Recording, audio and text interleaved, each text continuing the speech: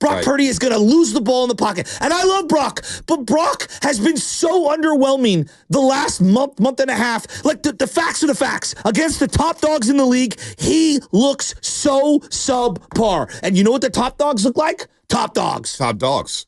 Top dogs. And it pains me to say that. Well, no, oh baby. Oh, man, that was tough. That was... Josh Allen got credited for not one but two touchdowns on that play. A passing touchdown and a receiving touchdown as Buffalo rolls over the 49ers 35-10. The Niners now dropped to 5-7. They've lost 3 games in a row in the playoffs. Feels like it's out of sight, out of mind. It's not happening. The chances are decreasing. They basically have to win out. And nobody believes in that right now. When you think about the guys who are out of the lineup, Nick Bosa, Trent Williams, Aaron Banks didn't play. McCaffrey's not going to play the rest of the season because that went outside. But we're going to start right here because there's 4 people I want to talk about today, maybe 5. And Debo's one of them I want to talk about later today. Kyle Juszczyk. Kyle Shanahan, obviously. The safety position, Tig Brown, I'm just not impressed. I'm really not impressed whatsoever. But there's also Brock Purdy. And when we talk about Brock Purdy, we all believe he's a good quarterback, Shasky. Let's say good morning to everybody out there. But the difference in the $60 million a year quarterback is what we saw yesterday. And if you want to look at a box score and say, this guy only threw for this, just watch the game. Josh Allen is a $60 million a year quarterback. Patrick Mahomes is a $60 million a year quarterback. Joe Burrow, his team's struggling. That guy is worth every single cent. Hell, I even say Jalen Hurts is now starting to live up to the contract. He's playing some really good football with the addition of Saquon Barkley. What we saw yesterday with Brock Purdy, and you can blame the snow, you can blame the injuries, you can blame the lack of weapons. But as Tom Brady said back when the Niners were playing Kansas City, Shasky, doesn't matter who's out there. It's your job to elevate your team and your offense and your playmakers. And more times than not this season, and I like Brock Purdy. I don't want to make this a hit piece on Brock Purdy. But more times than not this season against the big boys, Brock Purdy has not elevated his weapons around him. And I have questions on what to pay him this offseason. Do you pay him 60? I sure the hell don't feel good with that. 50? I don't feel good with that. 40? I don't know about that either. The difference in elite quarterbacks. Brock Purdy could be a top 7 guy if you want him, but the gap between Brock Purdy and Josh Allen is wider than the Grand Canyon, Shasky. It's wider than that, babe. He looked closer to Derek Carr than he did Josh Allen, right? I mean, let's just call it what it is. I mean, it's just the Brock, I don't know, the shoulder, like, we can make a million excuses. Kittle's out there. Jordan Mason was still out there running hard. First-round pick Ricky Pearsall's still out there. Juwan Jennings is out there. Debo's still out there. Like, you got to make plays, man. And all of these wet games and these snowy games, like, he fumbles the ball consistently. Like, it's just, look, we'll get into it deeper, and I got bigger thoughts just on, like, the team this morning as well as Brock Purdy, but I went on a deep dive, all right?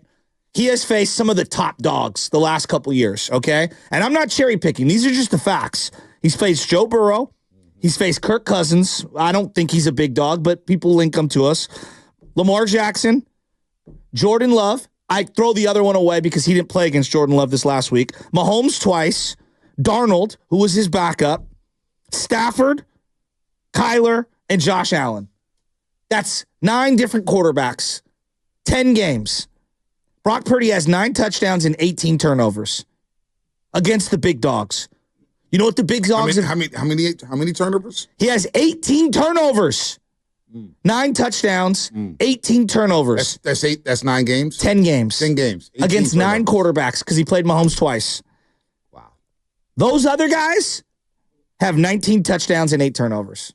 That's the difference right there. Like, some of these guys can put the team on their back, and you saw it with Stafford when he's missing Cooper Kupp, when he's missing Puka Nacua, and he doesn't really have that great of a game. No. And I thought Brock dueled him in that game. Outdueled him, yeah. But in the final stages of the game, Stafford delivers, and we come up short. And this brings me to my bigger point. 3 different times in my life, and this is the 3rd one, I felt defeated. And when I mean defeated, I mean like, damn, this run is over. Oh, yeah. '03, when we got rid of Garrison Hurst, Jeff Garcia, and traded away T.O., every Niner fan like me, we felt defeated. Before the '04 season even started, it was a wrap. Yep. That era of Niner football was over. It felt like a complete reset. End of the Harbaugh era. Obviously, the Seahawk game, in retrospect, was the end, but the thud was really the Raider game. Yeah. I mean, we all remember when it was. Could have been turkey on the 50, but the Raider game. It was all of those things. It was all of those things. We were done. We were done. And similar to Kaepernick, I believe that what I saw from Brock Purdy was real. I thought he was awesome. I thought he played great. He did play great. I know he did. In my heart of hearts, he played out of his mind. And I will go to my deathbed saying the same thing about Kaepernick. He did play great until he didn't. And then everything around him deteriorated. His play deteriorated. His body deteriorated. His confidence deteriorated. And that window and that era and that team was done. And I feel the same way about this team. Now, does that mean that next year they can't battle back and be a playoff? Of course, but it just feels like for a lot of guys on this team, and I'm not done with the coach. I actually think the coach did a good job yesterday. I thought it was a good game plan. The guys fought hard. They don't have enough hogs. They're running out of bodies. So they're running out of bodies. You think about the James Cook touchdown run. Oh, how about the? Could someone make a tackle? No. How about the angle by Jair Brown? Tig Brown has regressed at the safety position. I know. There's no doubt about that. He's regressed at the safety position. The angle was all-time bad. Now, I get it. Fred Warner wasn't on the field. But Fred Warner's been playing with a fractured ankle. What do you want from him? He left the game yesterday for a little bit. But James Cook breaks this long touchdown run, and you're thinking to yourself, somebody's going to step up and make a play? Who's going to make a play? Nobody makes a play. Tig Brown takes the worst angle in the world. The worst angle in the world in the 65-yard James Cook touchdown. So when you talk about running out of bodies, but when you say the end, and I got the same feeling because during the game, I was building a Gabby dollhouse for my baby girl, baby Chaz. We're building a Gabby dollhouse with the game on it. Just me and her. Great birthday party. Me and her just chilling. She had the time of her life. So we're building, and I'm watching, and I'm locked in, and it took me all day long to build this dollhouse. And I had the same thought as you. Boy, this is how it's going to end with Debo Samuel. He fumbles yesterday. And you think about the episode with the incident with Tabor Pepper. Yeah. And what's transpired since then. Debo has been on a milk carton. And this is how it's ending. It sucks because I love Debo so much. Kyle Juszczyk has got at it with the media. I get it, whatever. He's been a really good Niner. I agree. But he fumbles inside the 5 yesterday. I know. Fumbles inside the red zone when it was still a game. When Mason and Garendo are looking good. But we haven't even got to CMC. Juszczyk, we'll get to CMC. Juszczyk fumbles. And I'm thinking, boy, this is how his Niners tenure is going to end because he had to take a pay cut this past season to rejoin the squad. It's eroding around Brock Purdy and Kyle Shanahan. And Debo Samuel, the lack of separation, like everybody's going to look at this year and just rip Debo. He's been a really good Niner. He's produced memorable moments, iconic moments, big-time playoff games, big-time playoff runs, catches, you name it. But it's ending with the thud, just like Kyle Juszczyk. So there are shades of 2014. There are shades of 04. Hell, there's shades of Jimmy Garoppolo in 2020, but he came back after the COVID year and actually played okay. Debo, Juszczyk going down like that. Tig Brown taking bad angles. Leonard Floyd going MIA. Devondre Campbell, where's he at? Who knows? D-line getting pushed back. And then Christian McCaffrey's out there. And that's why I want to give Fred Warner and Christian McCaffrey all the props in the world. I'm not going to question toughness of players, of the Nick Bosas or the Trent Williams and all these guys who have been out. But Fred Warner and Christian McCaffrey have every excuse and every reason to not play, Shasky. Fred Warner's out there playing on a fractured ankle with snow, trying to keep up with Josh Allen and the Buffalo Bills. He's a shade of himself. He's a shade of himself, and he's giving you everything he's got because he loves the game, and he loves the emblem on the helmet, and he's doing whatever he's got to do for his family and his fan base. Christian McCaffrey had bilateral Achilles tendonitis. How did we think this was going to end with Christian McCaffrey in 2024? And they say it's a knee injury. The calf moved like a bullet was going through his calf or something. I've never seen anything like it. Even Kevin Durant, he's going to be out for the year. Those two guys are all-time gladiators, and it gave everything they had for this organization. When I look at other players on this team this year and holdouts and this and that, and I question, boy, Fred Warner and Chris McCaffrey are the leaders in this team, and there's nobody even close to them. Well, I mean, look, later on this week, you and I... George Kittle, too. Of course, George Kittle. But later on this week, you and I, because I already know what I want to do. I'm looking at this roster, and I'm not saying the season, you just wrap it up, because there's a lot of decisions to make on this roster. But I already know, like, off season, I want to do this, that. We'll get to that. CMC was absolutely cooking yesterday. He looked phenomenal. You know what it looked like? It looked like to me, he's like, screw it. I'm going to run as hard as I possibly can. And he did. He looked amazing. It reminded me of KD in the finals, where all of a sudden, KD is like, he's doing the river dance. Yeah. And he's cooking. And they said he hurt himself on the fall of the knee. I don't know. I'm not a doctor. But like you, when they showed that reverse angle of him running and he went straight down, my heart sank. I called you. What did I say? I was almost like going to cry. Yeah, it was bad. I was like, bad. And my TV was ahead of yours. You're right. And I'm saying to myself, this poor guy, he might not ever be the same. We might not ever be able to see 2023 CMC ever again. No, probably not. And I thought about Clay. I thought about KD. I thought about Navarro Bowman. I thought about all the great players that I know whose basically career arcs have been altered. But you know what? Because of horrible injuries. But KD's the one exception. No, I would agree. KD's the one exception. KD looks like Kevin Durant. But Bonta, we got the best years of him. No. You got the best years of him. But the Brooklyn year he had, he's still a very, very good player. All right, very, very good player. But to your point, Bowman.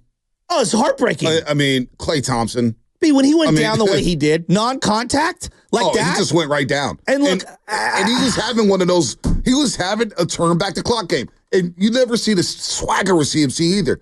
When he broke that first run for a first down, and he does the first down, I said, "Oh, CMC's ready to play." He almost housed the one that he got tripped on the ankles. Yeah, he got tripped in the ankles, but he gave you everything he had, and now he's probably going to be out. Who knows how long it's going to be out? I don't even want to be. If you're a Niner fan, you're looking at this, you're like, Brandon Ayuk hasn't even had the surgery yet. His leg is so destroyed. Has he had the surgery yet? Did he finally have it? Yeah, I hope he had it. No, because he was so swollen. Like, he has multiple injuries. Brandon Ayuk might not play, let's just say, minimum mid-season. Yeah. Minimum. CMC?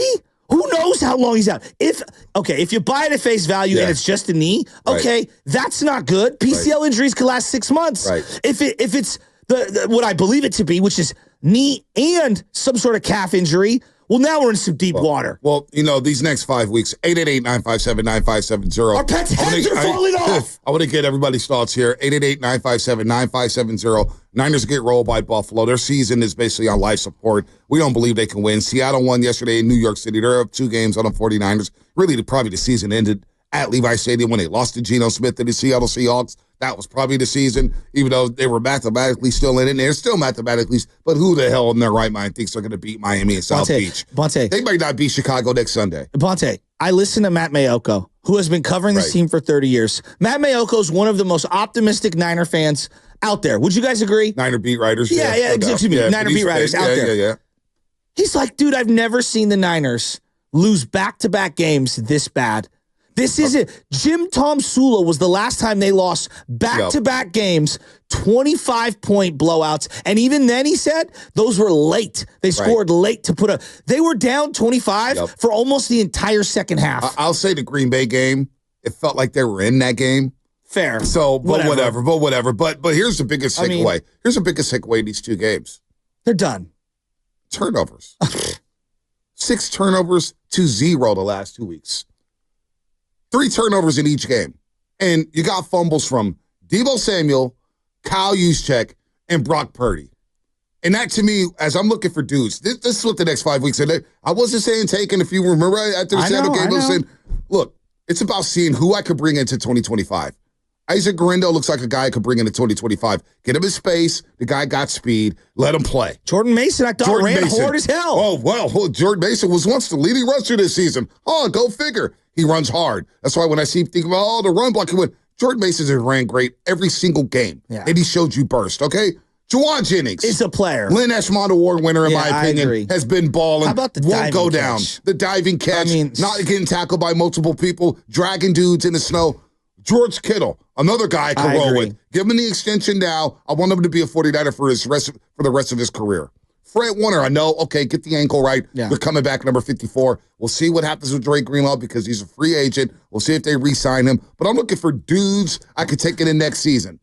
Obviously, Debo and Kyle Juszczyk, the jig is probably up on them. And I'm not trying to be mean. I love Debo Samuel. I love Debo, but too. The jig is probably up on them. It sucks that it's going out like this. Like this This, you know what this reminds me a lot of like the end of Hunter Pence's first tenure with the Giants, where he kind of went out weak and meager, you know, and it felt more like a gimmick than it did actual play, and it sucks.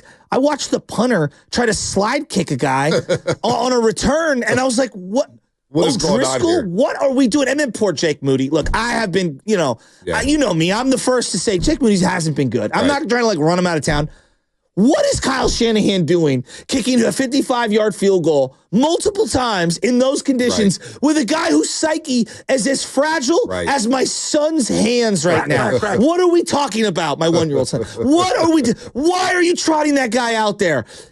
All they did on offense was throw screen pass after screen pass after screen pass. If Brock can't throw it past 10 yards, why is he out there? So I'm serious, dude. And that's why is he out there? And that's where I have problems with people say, well, it was snowing, it's the elements. No. The good quarterbacks. I watched Joe Burrow in a playoff game, in a divisional round game in the snow, take the Cincinnati Bengals to Buffalo and carve out the Buffalo Bills a couple years ago. We just watched Tua on Thanksgiving night. What did every fan say who's not a Dolphin fan? There's not a chance in hell Tua and the Dolphins win in under 40-degree weather. It's the same thing with Brock Purdy. If a little drizzle comes down, Brock Purdy is going to lose the ball in the pocket. And I love Brock, but Brock has been so underwhelming the last month and a half. Like, the facts are the facts. Against the top dogs in the league, he looks so subpar. And you know what the top dogs look like? Top dogs. Top dogs. Top dogs. And it pains me to say that. So I saw a text here, Comcast Business Text line, a little earlier today. It was saying, well, stop comparing Josh Allen to Brock Purdy. Brock Purdy's a top 10 to 13th quarterback, but we've argued on this show. We've had debates with fans. If I put Brock Purdy at number 8, people rip me, right? Oh, my God, how are you being too harsh on Brock Purdy? The gap between Brock Purdy and Josh Allen, Joe Burrow, Patrick Mahomes, Lamar Jackson, Matthew Stafford. Hell, I just say Jalen Hurts in Philadelphia. He's having a nice little bounce back. He doesn't have Devontae Smith. He hasn't had Dallas Goedert. A.J. Brown's been out a couple games. Philadelphia's won 8 in a row. We don't make excuses out here. You tell me, Niner fans, at 888-957-9570, after watching that game last night and seeing him with the elbow wrap before the game. Because it's not just a shoulder. There's a heating pad, the heating pad that you should wear on that elbow. I want to get into on that elbow. Yeah. I'm thinking, wait, what's going on here? Is it the elbow or the shoulder? And you want to talk about zip in those elements where you need zip, you need a hose. You need to freaking be able to fire that baby down the field. Not one down the field throw. Not, again, just screens and little crossers 5 yards away from the line of scrimmage. Throwing behind guys, reluctant, pump faking. Dog, get rid of the ball. I'm not paying that guy $60 million a year. I don't even know if I'm paying him $40 a year. And that's the decision you got to make, or it could be organizational suicide, and it could cost people jobs. Baldy will join us tomorrow, right here on the roast at 7:30 to break this game down. He was in Arizona game. Minnesota. Yeah. He was calling Arizona. He was on we were listening to him on the radio. He was great. The worst interception I've ever seen from Kyler Murray. He was locked in. You see him before the game talking to the players. Baldy loves it, man. He'll join us at 7:30 tomorrow. Conner. He loves all those guys. He loves football. We love football. This was a great football week, and it ended with our 49ers. Leading up to it, I mean, college football, are you kidding me? Bonta. Are you kidding me with the college football games? Going back to the Mayoko thing, he said in all his years covering the Niners, he's been in like below zero temperatures. Never has there been a snow flurry like that during the game. I wish I was there. It was one of the most incredible settings I've ever seen. I wish I was there. It looked amazing. I regret not being there. I do regret not being there. My boy Val was out there, and he was texting me, and I'm sorry. I'm sorry the Niners didn't show up and you did. Our boy Ryan and Ive Lowe, who were out there with us in Philly. They were sending me videos. Oh, they were out there at Buffalo. They were tailgating and everything. They were out there in Buffalo. Raymond Davis, who we had on the show, his son, Ray Davis, scored a touchdown. It was incredible. It was incredible. First touchdown of the game, Ray Davis scores, and I thought about Raymond Davis. He was at the game, bundled up, on the field after the game, with his Ray Davis jersey on. So it was a great setting. I wish I was there. They're building a new stadium right next door to Landmark Field. This is what we should have done with Candlestick, but continue. Yeah, but, it is what it is. It is what it is. We won't. Here we go. Lost his mouth. We talked stadiums. You can't tell me you didn't look at that stadium and say that stadium looks cool. No, of course it does. It looks amazing. And did you see what they built? 65% of the fans are going to be covered with the canopy. Wait a minute, they built covers for the fans? They actually thought about them? Unlike us, sit in the sun, let it just give you cancer. Don't do that. Don't do that. Don't do that. Everything is wrong right now in Everything is wrong. No, when I say, hey, Spinoni, before the season, if the season goes awry, here comes stadium talk. It never fails. But I want to go to the Lions, man. Niners get rolled 35-10. Brock Purdy. There's two quarterbacks on the field. One looked like he didn't belong. And I don't give a damn if the field was covered in snow or not. Josh Allen is from California. He's a California boy. Now, I get it. He's gone to college in Wyoming, and he's gotten acclimated to the cold weather. To Iowa State. Yeah, I know. It's got to be cold in Iowa State. Yeah, no, it is cold. I was watching Abe's Kansas State and Iowa State. As Iowa State clinched their spot in the Big 12 championship. Coach Private could have got it if he used to be BYU, but that didn't happen. But yeah, no, you're right. Iowa gets cold. I've never been there, but I'm sure it gets cold and wet and soggy. You know what I feel like I'm watching with Brock Purdy, and I'm dead serious on this. At one point, I believe that Colin Kaepernick was the dude, and I truly believe he played great football. Great football. People can debate me on this, but let's go back and let's do a watch party. Let's watch all of the great games where I watched him go up to New England, where it was, remember the ice was coming down in New England, and he was whizzing the ball against Tom Brady. Tom Brady. And he outdueled Tom Brady in the snow, basically. Kaepernick throwing a cover zero blitz. He was so sick. And then eventually, the league adjusted. He didn't adjust. The team deteriorated. It wasn't staff. One thing. You had a Pop Warner coaching staff, basically. That he regressed so bad that we look at this last season with Chip Kelly. I'm telling you, man, I went to a lot of those games, covering those games that last year with Chip Kelly. There was nobody to stand. Yeah, Jeremy Curley was their number one option. Eddie DeBartolo got honored. Eddie DeBartolo got honored in a game against the New England Patriots, and nobody was in the bleachers because it was raining. It was storming. It was kind of a microcosm of what that season has become. Kaepernick actually threw 16 touchdown passes, 4 interceptions on that roster. He threw for negative 7 yards and a half against the Chicago Bears. Yeah, no, I get it. They lost to Johnny Manziel. Oh, I get it. But that season, he did throw for 16 touchdowns and 4 interceptions with nobody. Okay. With nobody. But what I'm saying is he was good enough to be a backup in the league. We know what happened. No, I agree. But he deteriorated. The team deteriorated. Jimmy Garoppolo. At one point, I thought Jimmy played great football. Well, his body gave out. Well, not just that. His confidence and everything. The coach's confidence. It was a variety of things. But I feel like I'm watching that again with Brock Purdy. Well, again, the reason why I always play that clip with Shanahan on the TK show, Tim Kawakami, before the season, when Shanahan said, well, it's different when you pay the quarterback $40 million as opposed to having him on a rookie deal. How do you build? How do you build a roster around him? Do you build a roster around him? You have all these questions. And right there, we looked at each other and I said, Shanahan has his loophole. Shanahan's already thinking about the future. He's already thinking, am I going to pay this guy 40 to 50 to 60 million a year? I'm not sure I want to do that. And we know the patience level of Shanahan. So when we watch this play out, and I want to see Brock Purdy play every single game against Chicago, a tough defense. I want to see him play against Miami, who's playing better, even though they lost to Green Bay, but they're playing better, and they have an outside shot at the playoff spot. The Rams are playing for a division. The Cardinals are playing for a division. So and then you got the Detroit Lions, of course, on the 30th, which doesn't look pretty because you got the worst run defense right now in the league, and they're going to run the ball right down your throats and pay you back for the NFC Championship game. The Brock Purdy conversation is going to be real, and I'm looking around the league. Sam Darnold's going to be a free agent. Kirk Cousins is playing his way out of Atlanta.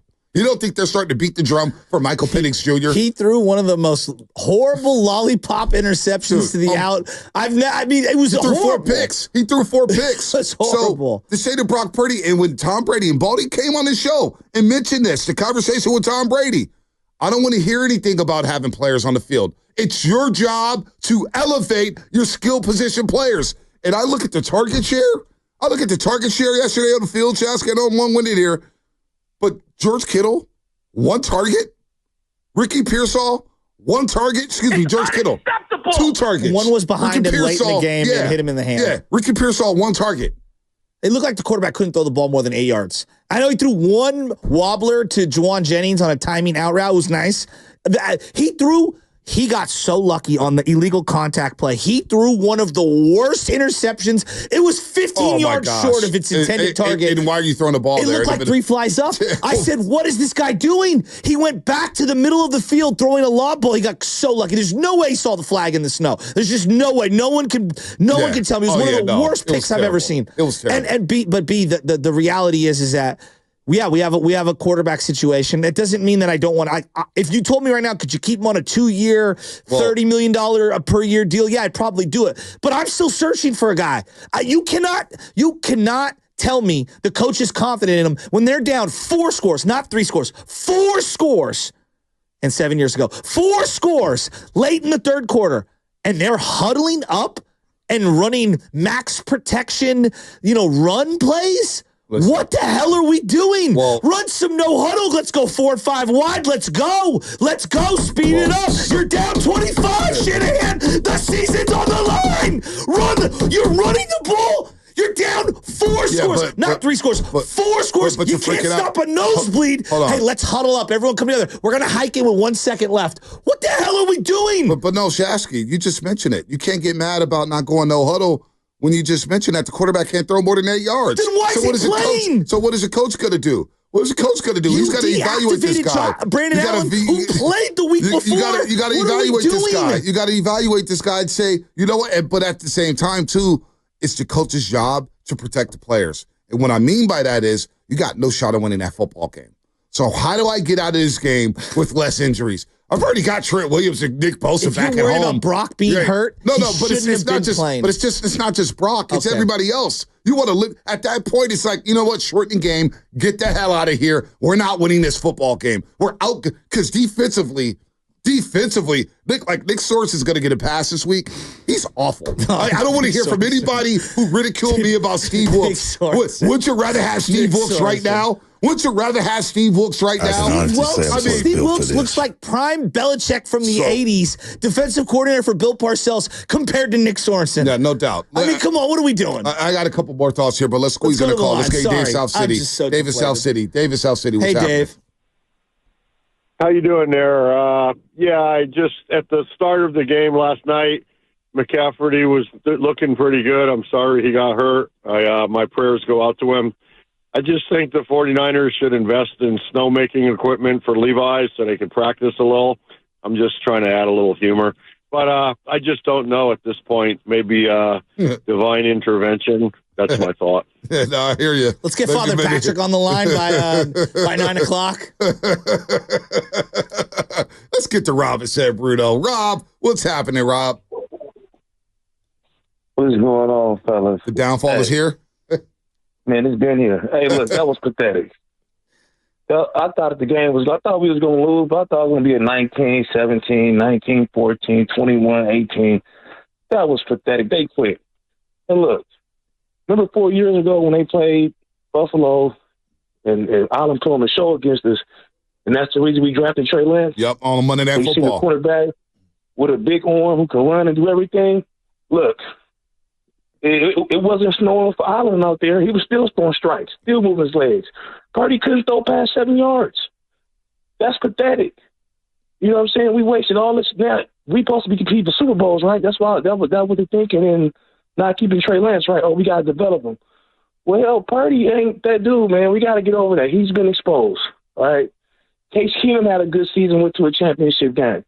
I mean, what's his name? Reggie Grossman went to a Super Bowl. It's been plenty of quarterbacks who had 1 or 2 year hiatus who was the guys, and they turned up being that. Sam Bradford had 1 or 2 good years.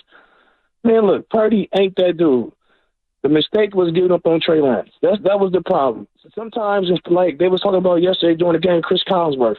All that fancy plays, that's not going to work. It's about getting to your spot and making a play. Purdy couldn't make no plays. He had no natural ability to make plays. I thought Allen just made plays off his pure God-given ability, and Purdy just didn't have it. Yep, no doubt, Rob. No doubt, Rob. We're going to 888-957-9570. 888-957-9570. When you have injuries to top-end players, it behooves you to build some depth behind them. And I want to get into the 2023-2022 draft because that draft class, those 2 draft classes, are hurting the 49ers right now in a major, major way. And I'll explain myself on the other side. Plus Shanahan. We'll evaluate Shanahan on how the job he did. Again, I don't think the season is solely on Shanahan. I don't want to fire Kyle Shanahan. I don't. I really don't.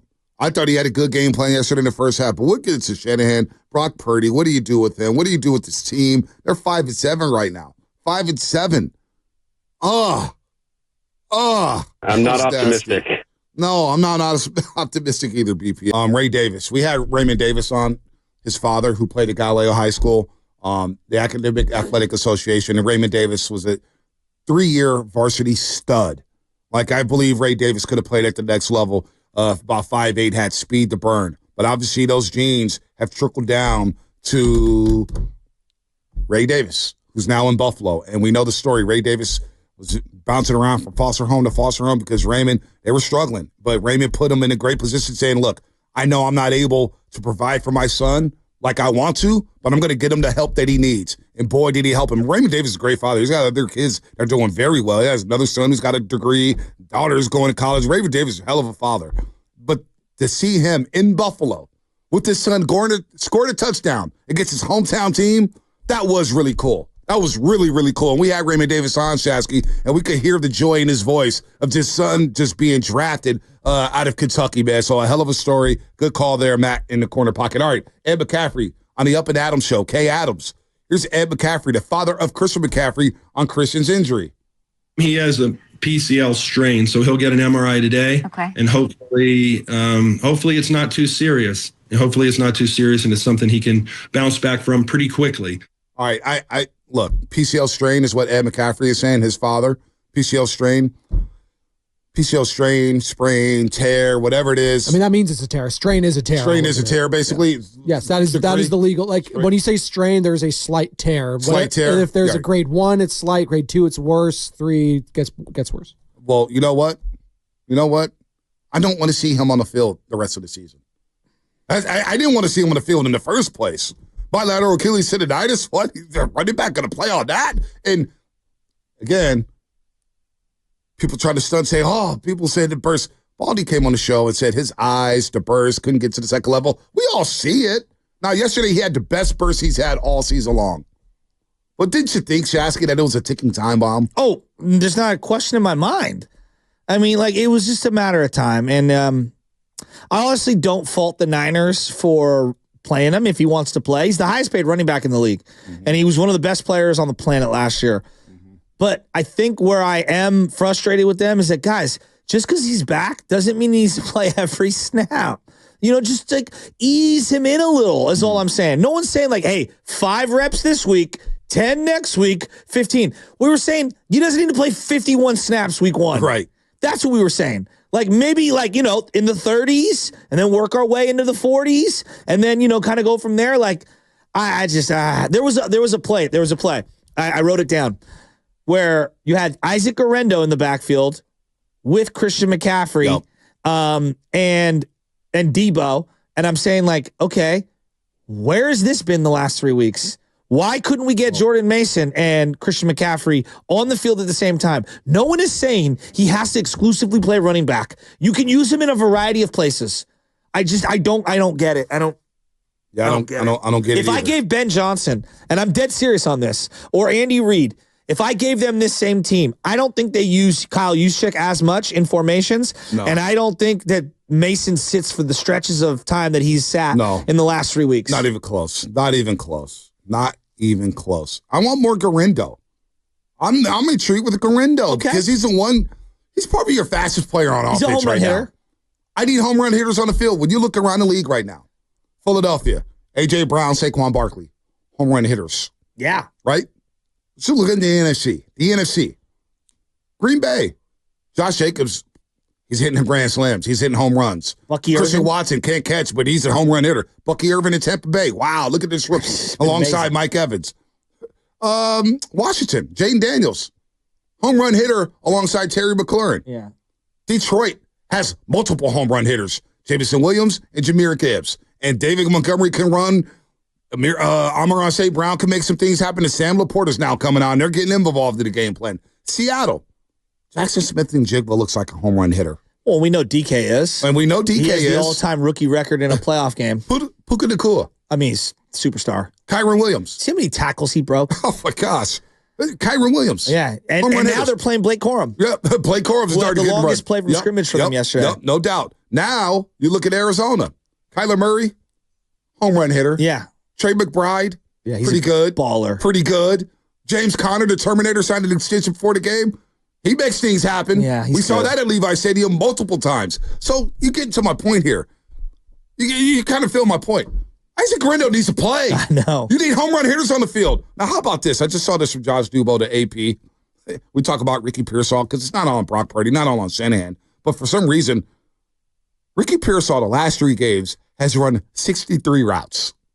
Last 3 games, he's run 63 routes. And they've been trailing by 1,000 points in the last 2.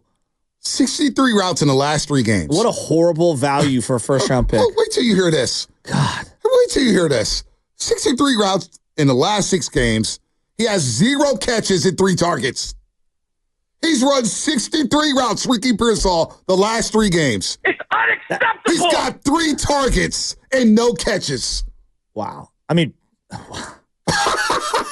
That's honestly, that's speechless. that's hard to do. that's AJ Jenkins. That's Rashawn Woods. That's bad. Am I wrong? That's Dante Pettis is laughing at that tweet. Who had a 2-point conversion I was gonna say yesterday. you made a play this I weekend know. at least. And got ran into as the kicker. as the Hey, Dante Pettis had the big score against the Niners in the God, I season hate opener a him. couple years ago. I hate him. 63 routes for Ricky Pearsall the last 3 games, and he has 0 catches on 3 targets. I did a deep dive before the draft on all the receivers that I would remember. I had pages. Ricky Pearsall never came up And in my not even on evaluation. my list. You know why? Because He never- I watched him for about 5 minutes, and the good and the bad, and I was like, yeah, this guy's way too small. But you got people telling us that he's the next Puka Nacua. I mean, it's just it's just unbelievable. It's Drake, unbelievable what he's happens the in our own he's bubble. He's the next best rookie receiver of all time. What? Like, what are we doing? In the words of Chris Mullen, we need to stop crowding people too early. We got to stop. We got to stop this. We have to stop. This is like when people said Mike Trout is better than Ken Griffey Jr. yeah. and Mickey Mantle combined. And I was like, can he play 10 full Dude, seasons I mean, first? it's unreal.